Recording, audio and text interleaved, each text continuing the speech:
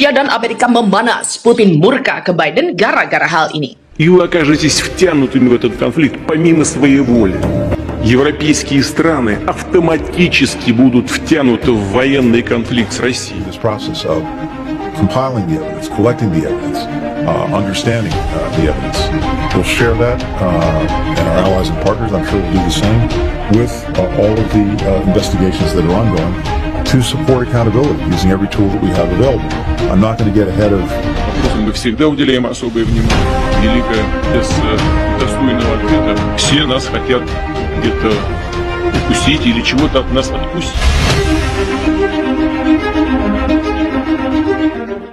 Di tengah memperjuangkan perdamaian di Ukraina, hubungan Rusia dan Amerika Serikat terpantau memanas lagi. Pasalnya, Presiden Amerika Serikat Joe Biden melontarkan sebuah statement yang membuat Rusia mendidih. Statement itu benar-benar membuat Rusia murka hingga Kremlin membuat pernyataan bahwa Biden tak bisa dimaafkan. Statement Biden yang dimaksud yakni soal ia menyebut Putin penjahat perang lantaran tak mau mengakhiri invasinya ke Ukraina sesegera mungkin. Hal itu membuat Kremlin murka dan mengatakan bahwa Biden tak bisa dimaafkan karena statementnya tak bisa diterima oleh Putin. Di mana sebelumnya Amerika dan Rusia terlibat negosiasi soal penghentian invasi dan perdamaian di Ukraina. Namun Gedung Putih ragu akan keseriusan Putin dalam membahas penyelesaian damai itu. Saat negosiasi berlanjut, Gedung Putih melakukan niat Rusia dalam pembicaraan damai dengan mengatakan mereka tidak melihat negara itu mengambil tindakan apapun untuk mengurangi invasi ke Ukraina. Terlepas dari skeptisisme dari Gedung Putih atas hal itu, Rusia mengatakan bahwa beberapa bagian dari kemungkinan kesepakatan damai dengan Ukraina hampir disepakati. Wakil Sekretaris Dewan Keamanan Rusia Dmitry Medvedev mengeluarkan peringatan keras ke Amerika Serikat karena telah memicu Rusofobia yang menjijikkan. Ia menegaskan Rusia tidak akan berupaya bertekuk lutut ke AS. Dmitry Medvedev mengatakan Rusia memiliki kekuatan untuk menggantikan negara adidaya seperti AS. Sanksi tidak akan berhasil. Rusia memiliki kekuatan untuk menempatkan semua musuh yang kurang ajar di tempat mereka. Sejak Rusia menginvasi Ukraina pada 24 Februari, Amerika Serikat dan sekutunya di Eropa dan Asia telah menjatuhkan sanksi kepada para pemimpin, perusahaan, dan pengusaha Rusia serta memutus Rusia dari sebagian besar ekonomi dunia. Presiden Rusia Vladimir Putin mengatakan operasi militer khusus di Ukraina diperlukan karena Amerika Serikat menggunakan Ukraina untuk mengancam Rusia. Oleh sebab itu, Rusia harus bertahan melawan genosida orang-orang berbahasa Rusia oleh Ukraina. Pejabat Ukraina juga mengatakan negaranya sedang berjuang untuk kedaulatannya dan klaim genosida Putin adalah omong kosong. Sebelumnya, pemerintah Rusia menekankan meskipun ada sanksi berat dari sejumlah negara, ekonomi Rusia akan berjalan baik. Disebutkan pula, upaya menjalin hubungan dengan Barat setelah jatuhnya Uni Soviet pada tahun 1991 sekarang itu berakhir. Sejumlah pejabat Rusia mengatakan pihaknya kini akan mengembangkan hubungan dengan kekuatan lain seperti China. Federasi Rusia mulai menebar ancaman langsung kepada Amerika Serikat setelah melakukan operasi militer khusus ke Ukraina Timur. Rusia News Agency, The Times of Israel, dan juga Al Jazeera pada Kamis, 17 Maret 2022, melaporkan Amerika Serikat akan merasakan akibatnya karena selama ini sebagai pemicu Rusofobia.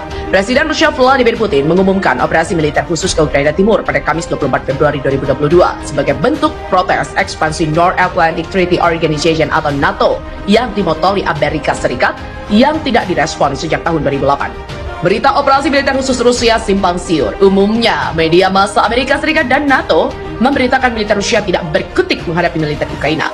Analis pertahanan dan intelijen Indonesia dari Universitas Jenderal Ahmad Yani Bandung, Dr. Koni Rahakundini, memperkirakan Rusia tidak akan menghentikan aksinya sebelum tujuannya tercapai, yaitu demilitarisasi. Ada jaminan Ukraina tidak masuk NATO, kemerdekaan Donetsk People Republic atau DPR dan juga Luhansk People's Republic dan Crimea, bagian dari Rusia yang sudah dikuasai sejak 2014. Para analis lain juga mengkhawatirkan militer Ukraina sudah dikepung dari berbagai sudut setelah serangan terpadu tidak kurang dari 30 menit pada Rabu 24 Februari 2022 lalu mampu menghancurkan hampir seluruh jaringan infrastruktur militer produksi NATO dan Amerika Serikat. Militer Rusia dilaporkan hanya membombardir barak militer di Kiev, ibu kota Ukraina, yang dikamuflase sebagai pemukiman penduduk dan rumah sakit untuk mencegah kerusakan lebih parah, mengingat Kiev bagian yang tidak dipisahkan dari sejarah peradaban Rusia. Kepala intelijen Rusia berkata, masa depan negaranya sedang dipertaruhkan. Di tengah invasi Ukraina ini, ia berkata negaranya berada di momen bersejarah. Direktur Foreign Intelligence Service Sergei Narsikin juga membenarkan invasi yang dilakukan Presiden Rusia Vladimir Putin ke negara lain. Rusia menyebut invasi ini sebagai operasi militer khusus. Rusia sedang hidup di momen bersejarah, masa depan dan tempat Rusia di masa depan sedang dipertaruhkan, kata Direktur Foreign Intelligence Service Sergei Narsikin pada Kamis kemarin. Sergei Narsky juga berkata, Presiden Putin telah melakukan operasi militer dengan visi yang realistis terkait situasi dunia. Apabila operasinya ditunda, maka situasi bertambah negatif. Intelijen Rusia juga berkata melakukan operasi militer demi melindungi populasi Donbas dan separatis. Meski demikian, Rusia justru menyerang kota-kota yang berjauhan dari Donbas termasuk Kiev. Keputusan Presiden untuk melakukan operasi militer khusus dengan tujuan melindungi populasi Donbas dan melindungi keamanan negara kita memerlukan analisis hukum-hukum sejarah dan visi yang sangat tepat dan realistis pada situasi dunia. Rusia memperingatkan Amerika Serikat pada 17 Maret Moskow memiliki kekuatan untuk menempatkan negara adidaya terkemuka di dunia di tempatnya, menuduh Barat memicu plot Rusofobik liar untuk menghancurkan Rusia.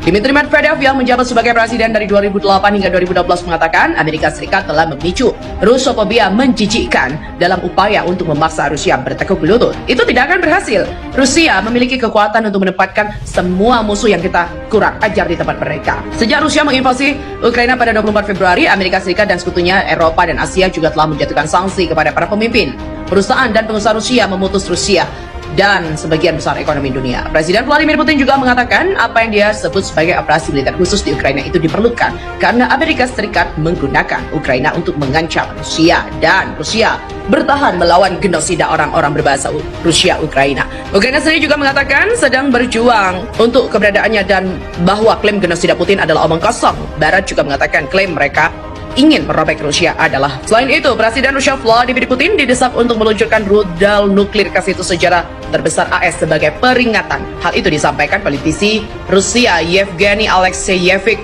Fyodorov yang geram terhadap Washington.